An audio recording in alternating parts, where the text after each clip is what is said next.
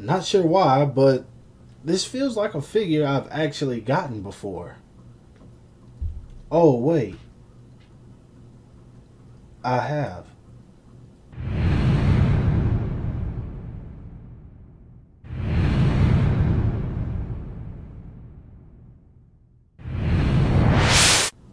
What the heck is up, you guys? Animated Heroes here, back with another action figure review. And as you guys can see, today we're going to be taking a look at the SH Figuarts Sage Mode 2.0 Naruto. So let's get right into it. Now, as most of you already know, Naruto is my most favorite anime, but there are several reasons I'm not all that excited about this figure. I'll get into that in just a sec, but we'll start off with the sexy package, and of course, it's nothing we haven't already seen. Picture of Naruto right there, which is pretty cool. I'm pretty sure this says Uzumaki Naruto, SH Figuarts, Tamashii Nation's Bandai, so you know it's real. Naruto Shippuden right there, Uzumaki Naruto Sennin mode on the side, nothing special. Nothing on the top except SH Figuarts. Same thing on the bottom, Uzumaki Naruto Sennin mode again. Cool image of him right there with his arms crossed, SH Figuarts, Uzumaki Naruto right there. A couple poses you can get him into on the back, along with a bunch of stuff that does not really matter. So yeah, box is the same thing we've gotten many times over, and hopefully this isn't the last box that we'll be getting from them. Moving right along. Now, straight out of the packaging, I'm just going to say to you guys, right off the back, we should have had this figure already. And that's something that I feel like I can't stress enough. This is exactly what the first release should have been. This is it.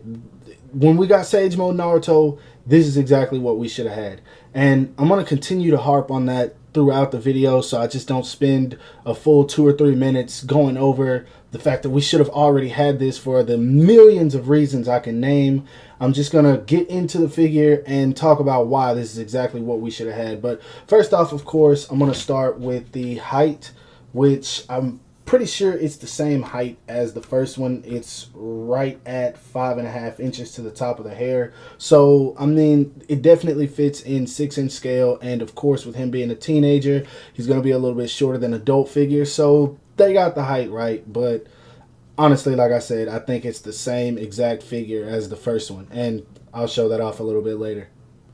Now, for articulation, I want to show him off with the jacket since that's what's new. But honestly, it doesn't really change the articulation much. I'll start with his headband, which is on this little ball peg right here. You can turn that however you want to. His head looks up that much, pretty good much, not a whole lot because, of course, his hair gets stuck on the collar.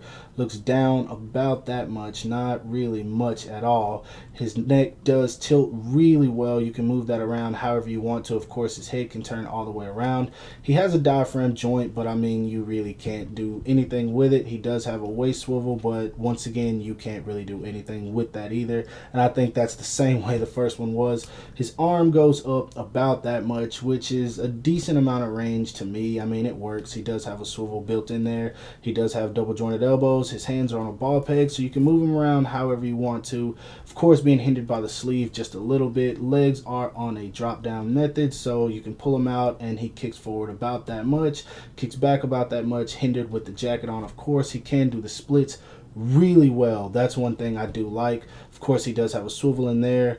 I want to say that's a single jointed knee, but I mean, it bends pretty well. I'm cool with it. His foot goes down about that much, up about that much. He does have ankle pivot, of course, and he does have a toe hinge. So articulation wise, I believe it's 110% the same, even with the jacket. But at least the jacket gets articulation at the arms. Now, as you guys can see, here are the two of the figures that they released side by side. This one right here being the first release, and this one right here being the second release. Now, honestly, looking at the two of these, the new one looks like a bootleg, because if you look at these guys up close, the face on this one looks a little bit more realistic. It's still anime accurate, of course, and then you have this one, which looks much more cartoonish, and I mean, the skin tone on this one is even not as good. I do like the painting around the eyes. That looks cooler, but everything else, no. I mean, the skin tone looks better on this. Really, in my opinion, the hair looks better on this. You can argue that this one looks better if you like the more shiny, standing out hair, but honestly, this one just looks better to me. Even this one looks a little bit more flat on the orange. This one looks a little bit more metallic, and I mean, there's no shading. No shading at all. But for the most part, this figure is a repaint slash 2.0, whatever you want to call it. The black on this one is actually a little bit brighter as well. It's a little bit more grayish, I'd say.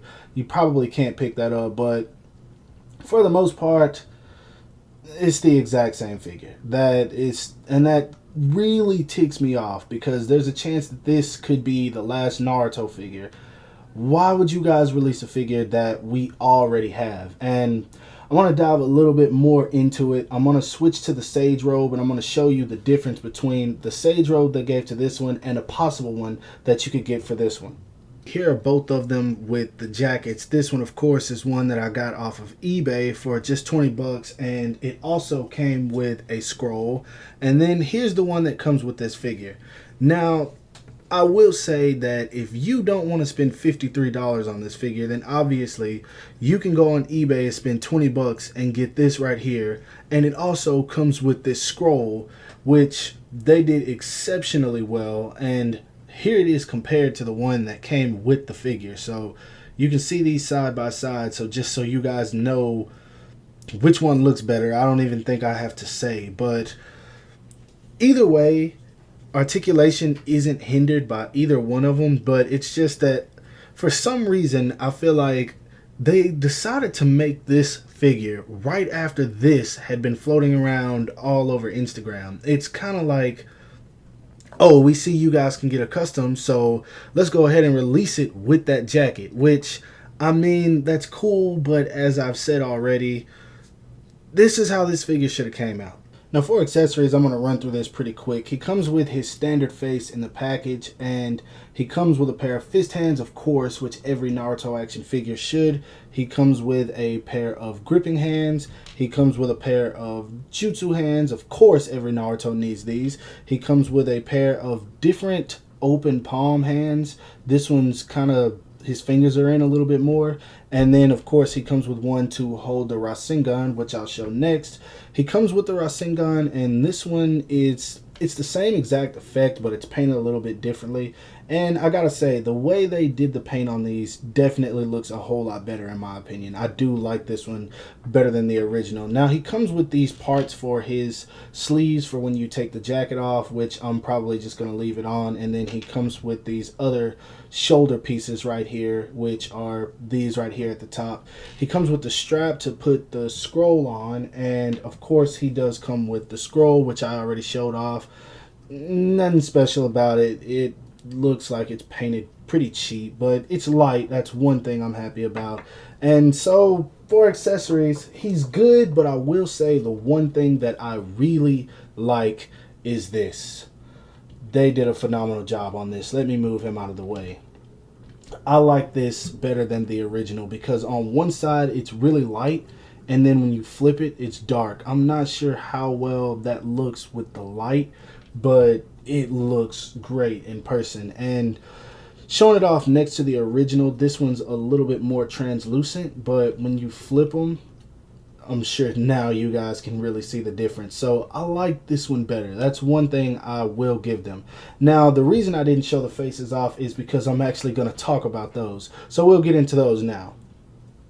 Now for faces, he comes with, for the most part, the exact same faces. And as you guys can see, we got the straightforward Sage Mode look. I personally like this one better. I mean, I know a lot of people say, well, the paint looks better on the eyes on this one. It makes them stand out a little bit more. Yeah, that's true, but the overall paint of the face, just, I don't like it. The face is painted better on this one, in my opinion, as well as the hair. And that's just a personal thing.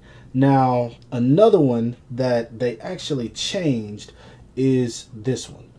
And I'm glad they did this because he holds the Rasengan in the right hand. So he's probably going to be throwing it the other way. So the fact that they made this one look this way instead of this way is definitely going to help out when taking photos. That's one thing that I like they fixed. Still, I like this one more. I like the fact that they painted this one just a little bit more realistic. Like, look at that face and then look at that one. If this one will focus. There we go. Both of them together, I just like this one better. Now, yeah, I had to take a breath for this one. This. Yeah, I'm just gonna let you guys decide on this one. I don't even know why they gave us this. Why fix what's already perfect? I don't get that. This face was perfect. Why fix this and make it look like this? Why didn't they just give us a new face, especially considering the fact that the first Naruto is outdated? Naruto has a million expressions, and they decided to just give us this repainted. Size comparisons. Now for some size comparisons, here he is standing next to the SH Figuarts 2.0 Itachi Battle Ready Sasuke, and of course, probably my most favorite of the line, the SH Figuarts Kakashi. Next up, here he is standing next to the perfectly made SH Figuarts Pervy Sage Jiraiya Sensei, and the figure that actually needs a 2.0, SH Figuarts 4th Hokage Minato Namikaze. Here he is standing next to the SH Figuarts first release Naruto, which had the most expressions, which was one thing I was happy about, and it's actually a good figure. And of course, on the other side is the one that is actually better than this one in my opinion.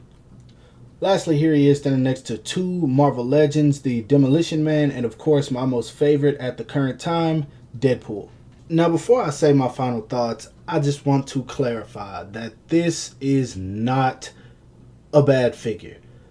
Honestly, it's a solid figure. I just don't like the color that they chose for most of the figure, and I don't like the fact that they basically re-released this figure the way that it should have been released the first time. I mean, this figure completely shows that the first one they made could have been this. So I feel like if they were going to do that, they should have at least included some things that would give us more of an incentive to want to buy this figure, because honestly I feel like a lot of people might pass up on this one just because they can say, oh, I have a custom cloth robe for this figure and it doesn't come with anything new.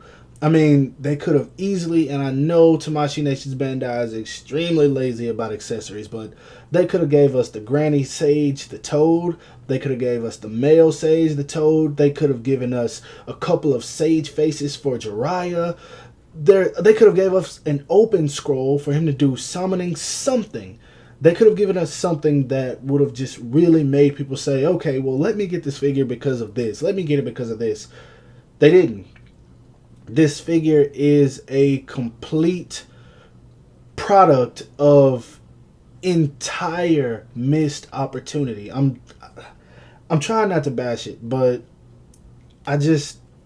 it doesn't make me happy to know that I have this in my collection. Honestly, like I said, I like the first one better, and I'm probably going to try to break that one apart and put the jacket on that one just because I like the color scheme better, and I'll use this one as my just default jacketless Naruto. So I don't know. I mean, if you missed out on the first one, obviously, yeah, get this one. And one thing I will say about switching out the sleeves, I've done it quite a few times during this review. It feels like I'm really treading thin ice the more and more I pull these arms out of here. So be careful with that. The more you do it, I highly recommend that you guys probably use some hot water, because I don't know, it just feels like this, the more you do it, the more you're setting yourself up for it to break. So yeah, that's my review of this figure. If I had to rate it, I'd say I'll give it a 6 out of 10. It's just, I'm not amazed by it simply because I have it and I like the first one better, even though this one comes with a robe. So yeah, maybe if it came with more accessories, I would be happier, but this guy just doesn't come with anything other than this robe that makes me happy. So yeah, like I said, that's my review. Hope you guys enjoyed it. If so, don't forget to give it a thumbs up. Subscribe to my channel if you haven't already. And of course, follow me on everything you see listed in the description below for more content. And as always, I'll talk to you guys later. Peace. Now, Naruto fans, don't kill me, but another thing that I forgot is the way that they have this set up for you to connect these pieces to the scroll.